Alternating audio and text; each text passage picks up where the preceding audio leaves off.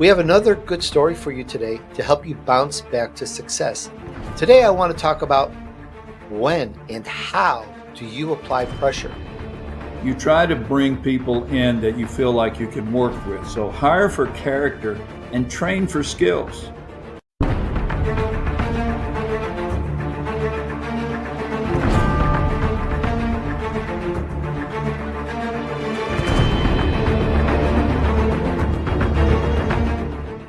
Welcome back to our channel. We're all about picking ourselves back up from a bad fall, and this time, making the success that we want to make. Thanks for joining us. We have another good story for you today to help you bounce back to success. Today, I want to talk about when and how do you apply pressure. You know, there were several great lessons sitting there in the second chapter. We kind of touched a little bit on some, but I want to pick them up. And I'm going to explain on about this a little bit in just a moment. But first, let's bring on our co-host, Max James. Hey, Tony. Hi, Max. How are you today? I'm doing just super. Thank you, sir. Good to be with you Oh, again. oh, good. Earlier today, you were a B plus. Now you're super. I guess is that like A category? Yep, yep. Oh, good. This is kind of a class, so I guess we can give the letters. You know, as I had just mentioned in the teensy little short intro, back in the second chapter that we did an interview on, the title is My First Mentor. There were some lessons there that I want to relate again to the audience and tackle from a little bit of a different angle. Okay. And first, a disclaimer. I don't endorse violence of any kind. I know I'm Sicilian, but believe it or not, I don't. So I hope we can put this in the proper frame of mind. In that chapter, you talk about, well, first of all, you talk about letting the goose slip away and the lesson that you learned from that. So I'd like to give it to you and have you take it away and kind of tell us that story and what happened. Okay, thanks. Well, as most people in our viewing audience know, I grew up on a farm. We were sharecroppers back in West Tennessee. And one of the crops that we raised was strawberries. And what most people don't know is one of the ways that you take care of strawberries, you just can't go in and plow because you'll ruin the berries and cover them up and spoil them and cut them. And so when the berry vines begin to grow substantially, you still have grass and weeds that come up. And so what you do is you fence off all of the acreage where the strawberries are, and you put geese into that fenced off area with the strawberries, and the geese will pick the grass, okay, and weeds, and so it saves you an awful lot of money. In fact, the kind of labor that you can't do, you just can't go in there and crawl up and down the rows. Okay, so it was time to move the geese from on the farm from where we kept them normally onto the strawberry fields, and so my dad at his age was much more limber and flexible and than I was. And so he would run around inside the pen where we herded them, and he would grab a goose behind the neck and two fingers on the base of the wing and the other hand. And he would bring them to me. I was on the other side of the fence, and I would run him over to the strawberry patch. So he would run and run. He'd grab these things and bring them to me. Now, geese have that long neck, and they tend to pick at you with that, bite you. And I never did like fowl anyway. So here he hands me this thing, and he said, "Now, don't you dare drop that goose." And sure enough, I got it. I'm holding it hard, and the goose neck turned around and went, and I let go of it. Well, my dad jumped the fence, ran and caught that goose in the open area, brought it back to me, gave it to me, and he said, "Do not drop this goose. I am not going to chase it again." Let me tell you something. I grabbed that thing by the neck, I grabbed it by the wings, and I was scared to death that it was going to get away from me again. But guess what? A little force, holding onto that goose, satisfied my father, and I made my goal, which was to take it to the other fence. Guess what? I didn't drop another goose that whole day. So a little force sometimes works. That is the key lesson for today. And then there's another story on the farm Yeah.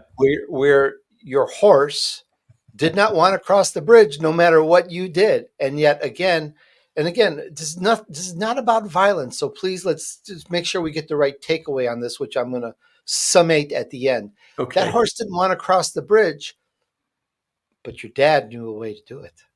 Yeah, we were a horse family. My dad had served in the army and the cavalry, believe it or not, way back then, and was always a horseman. And I guess I had a horse from the time I was 3 or 4 years old.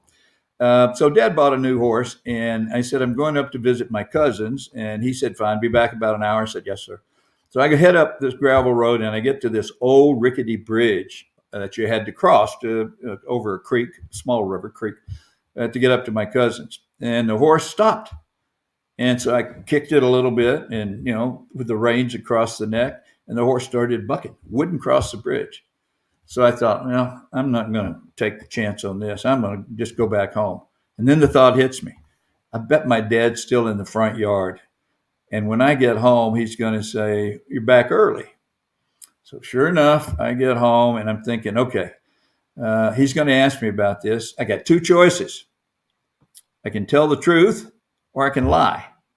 I chose to lie. Oh no. Yeah. So he said, what happened? And I said, I don't know, Dad. They probably didn't have any new comic books to trade. And I just decided to come on home. He said, Oh, the horse wouldn't cross the bridge, would it? how did he guess that? He was, I don't know, psychic, I guess. But at any rate, I said, then I had to tell the truth. So he comes over, swings up on the horse behind me, and we head back to the creek going 90 miles an hour. He's kicking the horse in the withers. We get there, and the horse slides again, won't cross the bridge. Dad tries it again. Horse starts bucking, and Dad said, get off the horse. Boy, I was glad to get off the horse. So I get off, and he tries again by himself. He gets a running, horse will not cross the bridge. So Dad comes over to me and he said, see that big switch over there underneath that oak tree, that little branch? Hand it to me. I didn't know if he's going to use it on me or the horse. Okay. So anyway, I did. I handed it to him. He goes up to the bridge and the horse stops. Dad takes that deal and hits him right between the ears. Nice little tap, enough to make the horse kind of stumble. And guess what? Right across the bridge he went. Came back, right across the bridge he came. He got off the horse and he said, get on the horse. And he handed me the branch. And I'm saying to God, please make this horse cross that bridge. I mean, the horse knows, right? It's me on there and not my heavier weighted dad. So I get to the bridge and I'm waving the branch. I don't want to touch the horse. I'm waving the branch so he can see it. The horse's ears are straight back like that. And the horse stumbles right across the bridge. Turns around, came right across the bridge. Dad swings up behind me on the horse and said, let's go home. So I take him back home. He swings off the horse and he says, I expect you'll be going up to your cousin's house now, won't you? So I'm on the horse. I head back for the bridge. I'm praying the whole way. Please, horse, cross this bridge. Please, horse, we cannot go home unless we get across this creek. I don't care if we have to swim the creek, go find another bridge. What? We are not going home till we get across the bridge. So I went to my cousin's house and they said, where have you been? Damn, we've been waiting on you forever. And I said, my dad was giving me a lesson in horsemanship. Now, here's the point. We're not suggesting that you go get a branch and beat on your opponent or somebody who's standing in your way. But the point is, you need to find a way. Sometimes you need some kind of influence, some kind of power, some kind of persuasive technique. And here's the other thing, Tony, you need to have that ready before you move into a meeting or before you run up against this obstacle. It's plan B all over again this time so you can win. Yeah, I know people who have run their company through force and they left nothing but bad experiences That's and right. bad feelings and bad public relations. Yep. And there's almost two ways. There's if you're the CEO, chairman, or so forth of your company, Yep.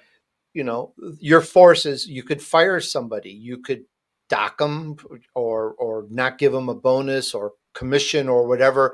A financial restrainment can be forced, and there's other things, sending them to HR, suspending. There's different things that you can do to an employee, but for associates and affiliates and so on and so forth, it's a whole different thing. And while you have probably not used force, and we're not saying you have or haven't, or we're not going down that road. You've built a very large business. You've worked with subs and people and referrals and what are they called, independent contractors and all Sure. sorts of things, and you've learned how to use just the right amount of persuasion. I'm positive it's a no-brainer because you've built such a large business. So I'm curious, what are some very effective means you found of calling it force or subjective force or objective force, not really objective, which would be physical, Right. to really kind of get something done that's very important? Like, I kind of like to see what might be there. Yeah, number one is you try to avoid those situations. And the best advice that I can give on dealing with employees is you hire for character. You try to bring people in that you feel like you can work with. So hire for character and train for skills.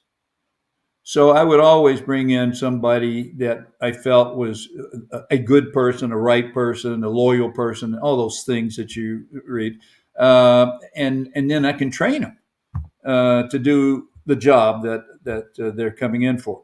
So that's number one: hire for character, train for skill.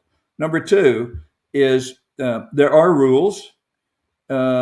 There are ways to be successful. There are things that employees are hired to do, and hopefully they will do them.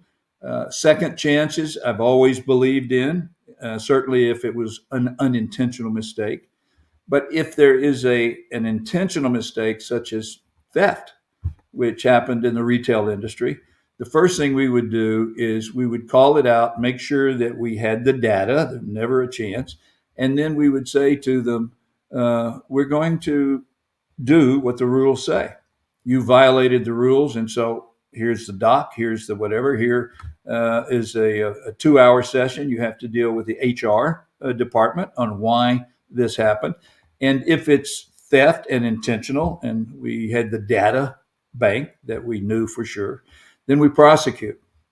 We prosecute them in accordance with the law, in accordance with the company's policy, and we make that public so that the other people will see. Now, I learned that from Macy's. Ah, Macy's always prosecutes, okay? And then they announce the result of the prosecution so that the people know that you're going to follow up and maintain the policies and the character of your organization in accordance with the law, number one, and in accordance with the rules of the company. I think that's far better. You can do this, in a couple of ways. You can punish after the fact, or you can change the rules after the fact. It is best to always be absolutely open with all your employees on what's good and what's bad and what's expected. Most employees will do what they know you expect them to do, and especially if that branch over there means they're going to lose their job or they're going to be docked on their pay or whatever. I've had some Max, you terrible got to tell me, incidents. okay, did you ever take a big stick and just like frame it or stick it on the wall just within arm's reach? I'm just kind of teasing. The big stick would have been posting what the judgment was and Yeah. what the offense was. No, you Um, can't do that. The law says that you have to take a 15-minute break. Take the break and don't stay 30 minutes and don't stay an hour. We had people that didn't want to take the break. I'm sorry, you got to go. And so you better clock out or else you're going to get penalized or written oh, up. Yep. yeah.